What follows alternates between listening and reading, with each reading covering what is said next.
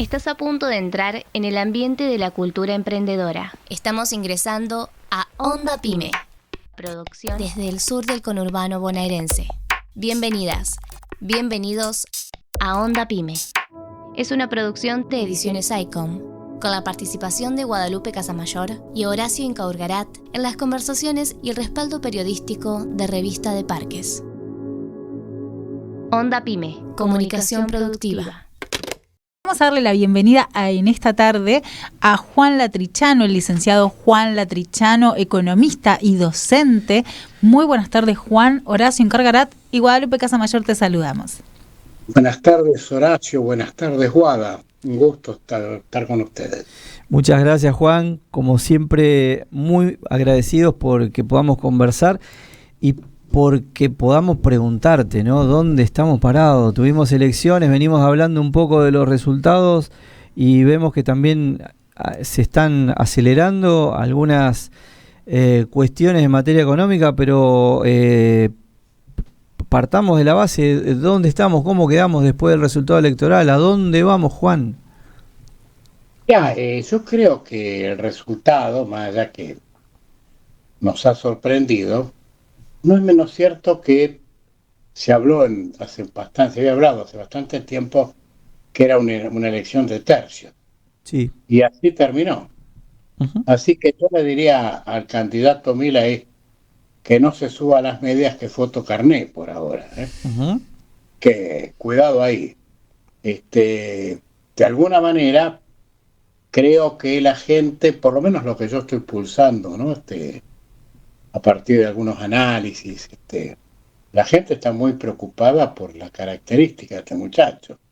Sí. Yo creo que mucha gente por bronca no fue a votar, otra gente por bronca lo votó, un poco para que el gobierno tome nota, pero a mí me parece que ahora en el partido, por los puntos, va a cambiar. Me parece que esto se va a acomodar. Y de alguna manera me parece que esta lectura es la que está haciendo el mercado, porque todos, de alguna manera, excepto yo, preveían que iba a un desmadre en modo Alfonsín 89, ¿no? Uh-huh. Y bueno, da la impresión de que después del cimbronazo, y después del pozo de aire, hablando en términos aéreos, uh-huh, se acomodó, ¿no? Claro. No hay ninguna razón para pensar en una especie de hiperinflación, en un desmadre. El ministro está entero, se habló de que le convenía renunciar para aplicarse. Bueno, dijo que no, política que yo adhiero, desde luego. Sí. Y bueno, hay algunas cuestiones que un poco trascienden la elección, por ejemplo, que el señor Milei haya hablado con el Fondo Monetario, ¿no? Me parece un absurdo, de los tantos absurdos que este hombre viene cometiendo, con total impunidad y con permiso mediático, ¿no? Claro. Porque yo creo que si yo diría un 10% de esas barbaridades, algún periodista más o menos avesado me pondría contra las cuerdas. Uh-huh. Sin embargo, parece que con él hay una tolerancia infinita. Te vemos, en principio te vemos un poquito cortado, Juan. Supongo que tiene que ver con la posición de... Ahí está, impecable, perfecto. Lo que ha venido sucediendo con el dólar es una consecuencia del resultado de este simbólico parcial 30% triunfo, no es un triunfo, ¿no? Pero la obtención del primer lugar de Javier Milei en las PASO, digo, lo que sucedió con el dólar es rebote, expresión de ese resultado. Sí, pero a diferencia de lo que pasó en la era macrista, que Macri dijo váyanse a dormir y soltó el barrilete, ¿no? Acá no, acá Massa se afirmó al barrilete y al día de hoy podemos decir que la situación luce un poquito más controlada. Ajá. Es la observación central. Bueno, así que creo que todo esto hay que rescatarlo. Repito, el partido por los puntos se juega en octubre. Inclusive creo que este muchacho estudió ciencias políticas en la Universidad de Drácula, ¿no? Porque realmente hace todo lo posible para espantar gente. Ahora, dice que los votos de Larreta van a ir con Massa, ha hablado mal de los radicales, bueno, tiene realmente, yo diría, menos calle que Venecia, ¿no? De modo que me da la impresión de que hay que esperar ahora un poco cómo se van a desarrollar las cosas. Y el gobierno, y aunándome a lo que dictó Juan Grabois, el gobierno tiene que acomodar la parte de ingreso disponible de la población, sobre todo la parte más sufriente, los trabajadores informales, todo eso hay que ver de buscarle soluciones. Pero claramente, por lo menos hoy hice una observación de precios, y si bien lucen más altos, no es menos cierto que no están desmadrados, que no hay desabastecimiento. Sí. Repito, este es mi prisma, ¿no? Sí. No hay desabastecimiento y los precios me parece que van a entrar en un sendero de paz después de estos primeros golpes. De alguna forma, Juan, ya lo sabemos, es una semana, son 10 días en los que se va acomodando, fluctúa el dólar y luego estamos acostumbradas a que estas cosas pasen en nuestra Argentina. También de alguna forma, supongo que el acuerdo o lo que se desprende de la reunión entre Javier Milei y el FMI, que como vos bien lo mencionabas, lo que dice es vamos a ir hacia un ajuste, lo menciona, lo pone en palabras, y eso hace que todas las alarmas se disparen, ¿no? De alguna manera pensar en abrir la economía sin especificar, que también nos pasa a todos y a todas, ¿no? Con si vamos a tener la definición del proyecto económico de quienes se presentan para fin de año, para octubre, y bueno, eso también va a acomodar un poco los intereses de las personas, ¿no? Sí, desde luego. Pero fíjate, Guada, que el muchacho parece que lo coacharon ya, ¿no? Estoy usando por ahí expresiones que son más caras a la gente de sociales como ustedes que a mí. Me da la impresión que está coachado, porque ya lo del Banco Central, y bueno, vamos a ver, lo de las dolarizaciones a tiempo, bueno, realmente creo que bajó el nivel de espanto a partir de que hasta se peina ahora, ¿no? Como que me parece que todo esto está apareciendo, y bueno, habrá que ver ahora cómo contraataca el ministro, que creo que tiene para contraatacar, no quedarse de brazos cruzados. La gran incógnita ahora es qué va a hacer Mauricio Macri con Bullrich, ¿no? Pues daría la impresión que ha salido a bombardear. Y parecería que el caballo del comisario, siendo el comisario Macri, es Milei, ¿no? Pero allí, bueno, vamos a ver cómo se desarrollan las cosas. Bullrich estuvo muy inteligente, a mi modo de ver, poniendo a uno de los economistas liberales, para mi gusto, más sensato y más sabio, que es Melconian, que yo respeto muchísimo, más allá de discrepar con él. Pero Melconian demostró en El Nación que hay ciertas cosas que no está dispuesto a hacer y renunció a tiempo, y esto, digamos, me lo hace ponderar. Y cuando habla de economía es muy sensato, así que es probable que ahí la puja comience por ese lado, entre la sensatez de Melconian y la insensatez de Milei, ¿no? Claro. Juan, hay una realidad que por ahí se expresa en distintos países. Lo hemos visto, el avance de sectores que se caracterizan o se definen muchas veces como de derecha en Italia, en España, Brasil y demás. Y nos pasa en Argentina ahora. Lo que pareciera ser una constante es que sí se instalan, más allá de que ganen, sí se instalan en el debate, en las agendas, los temas que encarnan estos candidatos. ¿Cómo lo ves? No, pero hay temas que son imposibles, ¿no? Y es ahí donde me parece que el partido comienza a empatarse y con alguna chance de que ellos lo pierdan. Hablan de dolarización. Y por eso hablo de Melconian. Melconian otra vez con Fantino le decía, ¿dolarizamos todos? Sí, de hecho, ¿dolarizamos las carteras de depósitos? Sí. Vos tenés 1.000 pesos, tenés $1.000, ¿los querés? Sí, no los tengo. Entonces, me pareció contundente eso, el límite de la propuesta a la realidad. Claro. Yo a ustedes les puedo proponer que mañana tomo la radio y que me traigan el recibo de sueldo y lo multiplico por 10 y ustedes empiezan a decir que soy el genio más grande que vieron en su vida. Pero el problema es el día siguiente, cuando tengo que ver de dónde saco los recursos para Claro. hacer lo que prometí, y por ahí con la cabeza agacha digo, mire, me equivoqué, ¿no? Sí. Y es traer un desastre. Evidentemente es un muchacho que, por ejemplo, en su currículum, sin entrar a hablar en términos subjetivos, no objetivos, no tiene gestión. Claro. No fue intendente, no fue gobernador, no fue jefe de gabinete, no dirigió ningún organismo. Tiene una ignorancia tremenda, el caso del CONICET.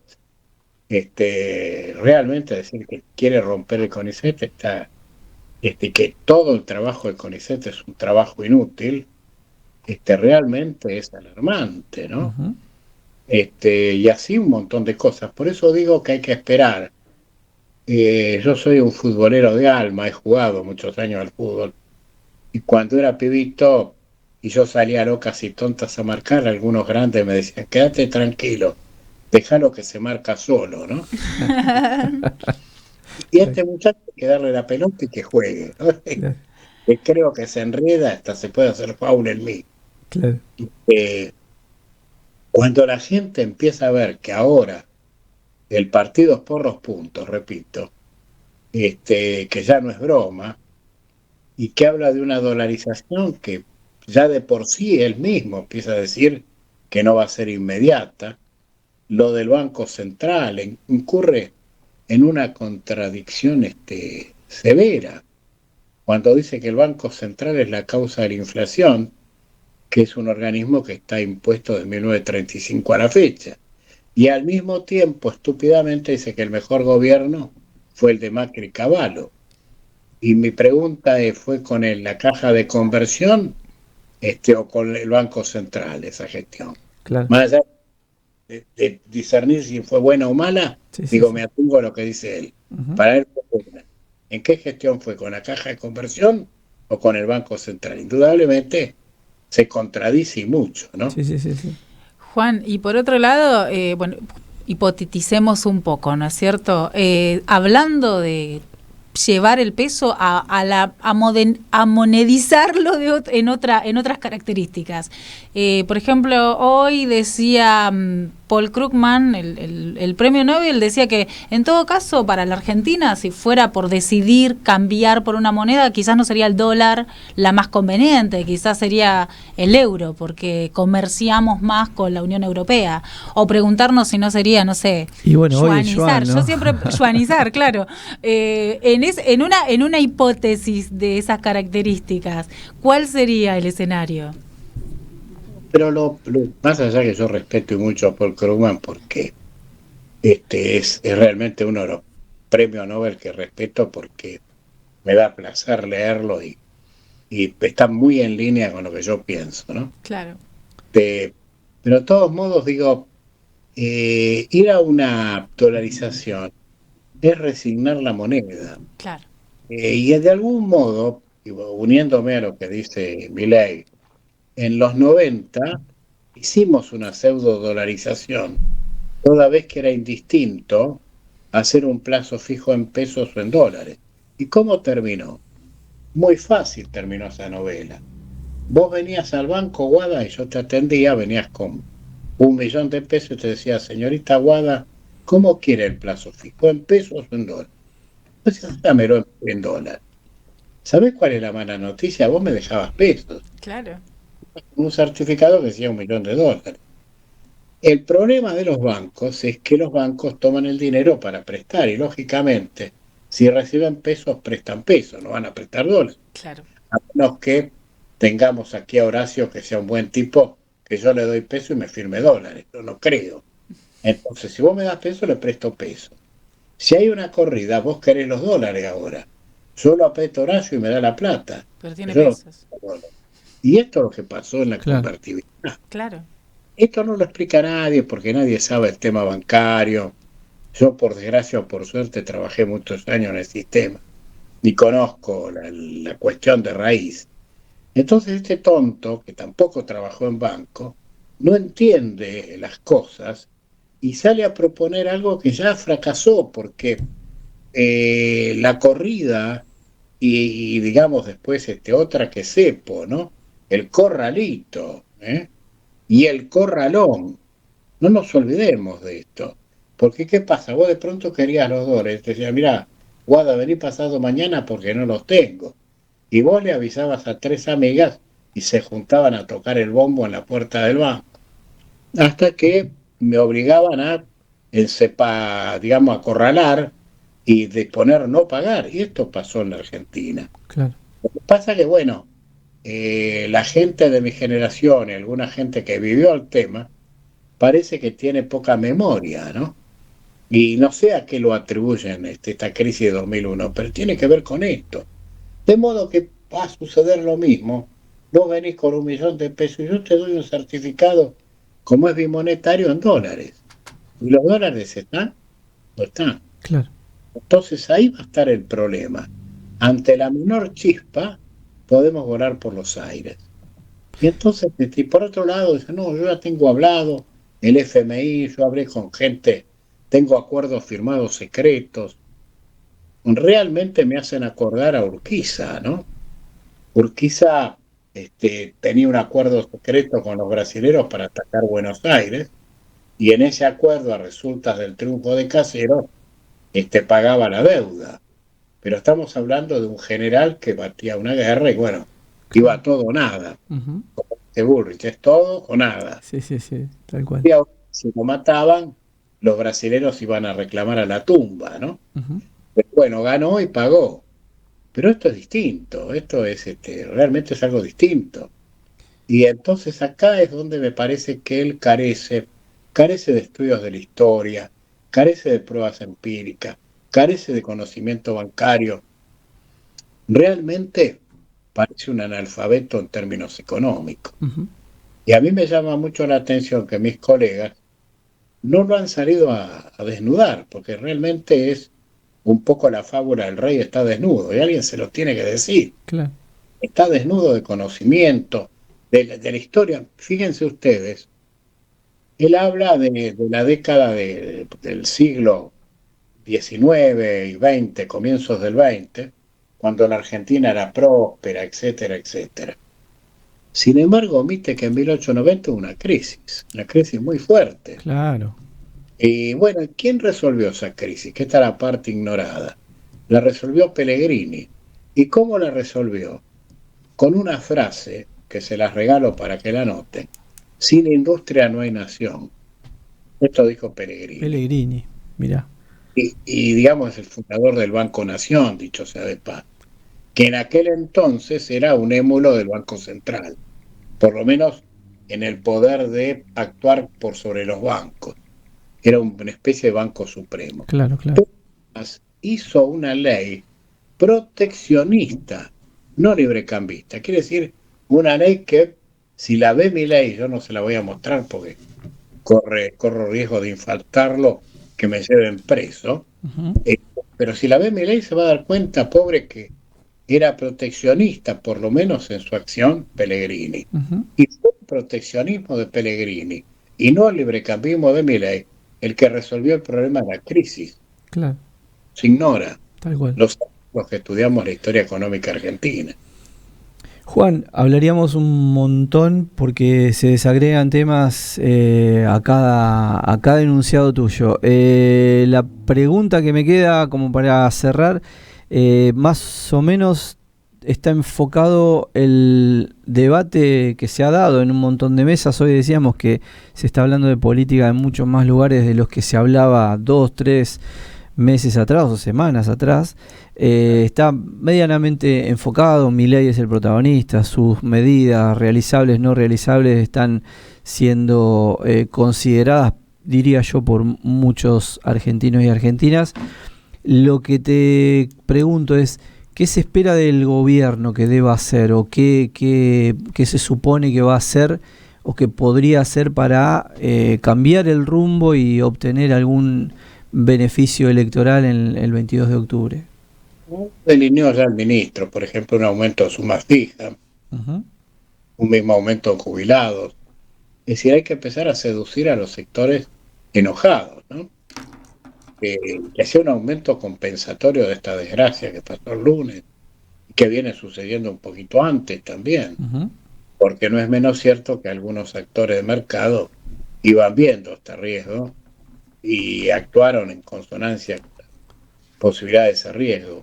Así que el gobierno yo creo que tiene que ponerse firme y actuar fuerte, al mismo tiempo de, por ejemplo, sube el precio del azúcar. Suponte que vos sos el productor de azúcar, Horacio. Yo gobierno, te digo, Horacio, ¿por qué subiste el azúcar? Y vos me decís, porque subió el dólar negro. ¿Sabés qué te digo? No te entiendo. Explícamelo bien porque no te entiendo. Claro. ¿Entendés? Explícamelo bien, porque ¿qué tiene que ver el dólar negro con el azúcar, que es producción local, que tenés insumo de mano de obra local, que pagás sueldo de miseria? Explícamelo. Digo, te digo ese rubro, con perdón de los azucareros, por ahí me estoy diciendo. Pero digo, en esto lo llevo a otro plano, ¿no? Entonces, claramente acá hay gente que está tratando de hacer su agosto, y lo lamentable es que es en el mes de agosto, ¿no? Pero el gobierno los tiene que sacar un poco de ese libreto, llamarlos a la reflexión y actuar en consecuencia, ¿no? Por otro lado, me parece que también la gente tiene que colaborar, mirando los precios, estando atentos, penalizando al que se le va la mano, comprándole al que de alguna manera bien actúa. En fin, es toda una tarea del gobierno y de la población, aunándose en pos de una pelea que es compleja pero ganable. Te hago una última y te dejo el cierre. ¿Lo estás viendo a Maslatón? Sí. ¿Y qué opinas? Con él debatí cuando yo iba a América, y Maslatón, cuando el dólar estaba a 190, predijo 400, y yo en el debate dije que iba a bajar, y estuvo un año en el precio que yo dije, y me ufané con mucha gente que me vio decirle, bueno, vendieron los dólares, pusieron la plata a trabajar, y después de un año compran el doble de dólares. Mira. Platón es un payasito mediático que se instaló, digamos, ahí en C5N, que es un nicho raro, un juntadero de Yuyeta con Mimí, ¿no? Y realmente llamativo, ¿no? La propia Cristina dice, me gusta Maslatón, ¿viste? Y realmente es un liberalote devenido a no sé qué, pero de alguna manera que baja línea, ¿no? Cuidado. Y que no va al hueso de esta problemática. Es un hombre del liberalismo, como tal defiende el liberalismo, el librecambismo, y lo que hay que tener claro es que la Argentina, cada vez que eligió ese mecanismo, terminó en crisis. Y pruebas al canto, digo, la crisis 2001, que fue sino una crisis de un liberalismo exacerbado. Y el mismo Macri nos entrega al país súper endeudado, que es un poco el problema que estamos atravesando, pero hubiéramos podido superar este año de no haber sido por la sequía, que nos robó 20.000 millones. Sí. No estaba la sequía, otro era el cantar, pero bueno, como decíamos de pibe, a llorar al culto, ¿no? Así que hay que recoger los escombros y volver a edificar, ¿no? No nos queda otra. Juan, gracias por la conversación, gran charla, gran clase siempre. Nos quedamos con esto de que el límite de la propuesta es la realidad. Creo profundamente en eso. Yo siempre digo, yo soy médico. Veo una muestra radiográfica, una ecografía, y es de una persona que yo quiero, pero está grave y lo tengo que decir. Claro que sí. Si es un enemigo y está sano, lo tengo que decir. No sé si me explico. Absolutamente. Porque es la realidad. El resto es algo irreal, ¿no? Así es. Bueno, Juan, que tengas muy buena tarde, muy buen viernes. Y bueno, te agradecemos. Seguramente muchas gracias, vamos a estar comunicando nuevamente. Con todo gusto. Mi misión en la Tierra es tratar de en la medida de mis pequeñas posibilidades, esclarecer a mis congéneres. Encantado. Muchas gracias. Bueno, Juan, que tengas gran fin de semana. Igualmente. Era Juan Latrichano, economista y docente, quien pasaba por aquí por Onda Pyme. Esto fue todo por el momento. Nos volvemos a encontrar en una nueva conversación para rescatar el espíritu emprendedor de nuestra gente. Mientras, nos podemos comunicar a través de nuestro sitio web www.ondapyme.com.ar. Hasta un nuevo encuentro.